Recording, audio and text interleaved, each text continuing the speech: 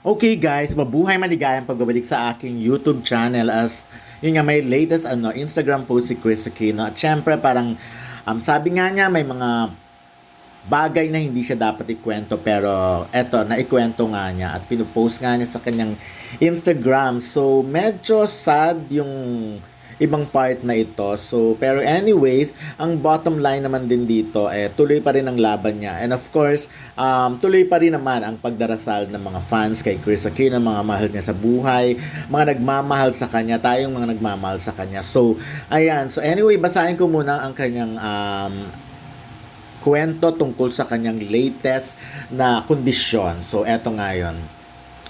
There's something I chose not to reveal but I feel I must.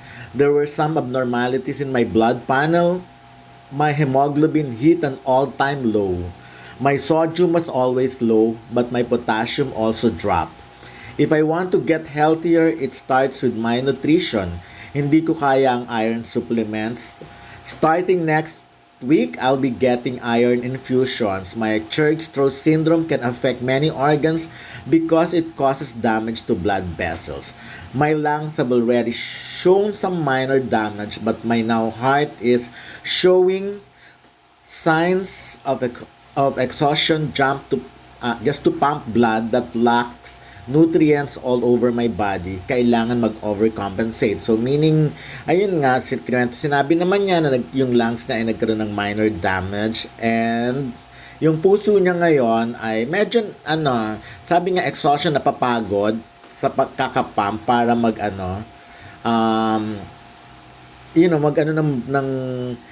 just to pump blood that lacks nutrients all over my body. Alam naman natin yung purpose ng heart natin. Pero yun nga, medyo napapagod base sa kwento. Signs of exhaustion, nagpapakita na ng kapaguran. So, eto pa.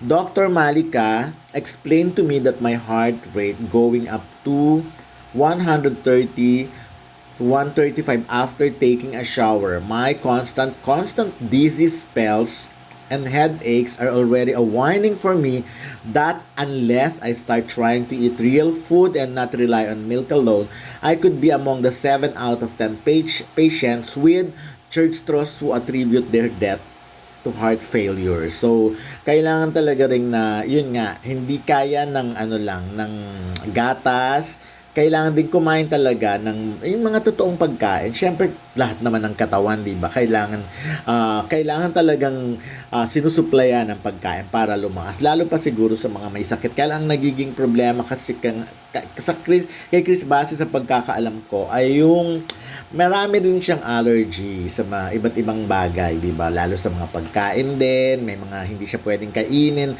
So yun kasi rin ang nagiging problema. But anyways, eto siguro yung pinapakita ni Chris na si Bimbi ang nag-prepare. Sabi niya, Bim prepared the green juice, cucumber, apple, and a lot of spinach.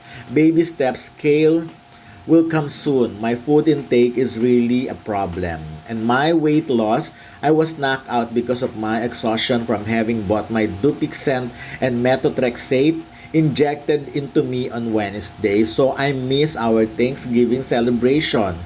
Tomorrow, Sunday, if my chronic sinusitis stop, I'll try to walk around with Bim and my nurse. Bawal ang unnecessary stress.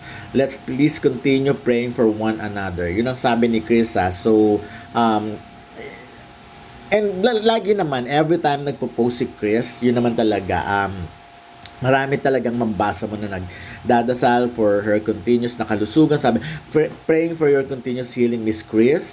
Ayun, so, well, eto, yung audio nito medyo malungkot din, hindi ko masyadong bet yung kinamit ng audio ni Chris dito, yung When I See You Smile, but kasi may mga lyrics din na sometimes I want to give up, I want to give in, I want to quit the fight, and then I see you baby and everything's alright.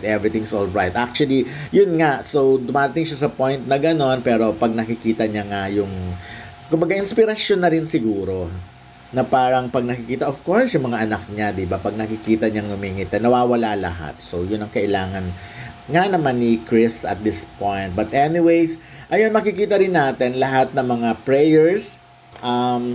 Napakaraming ang nagdarasal for Chris. Ako, nabimibili ba? Kasi talagang yung mga nagdadasal, hindi talaga galing sa ano eh. Hindi talaga sa mga kung kani-kanino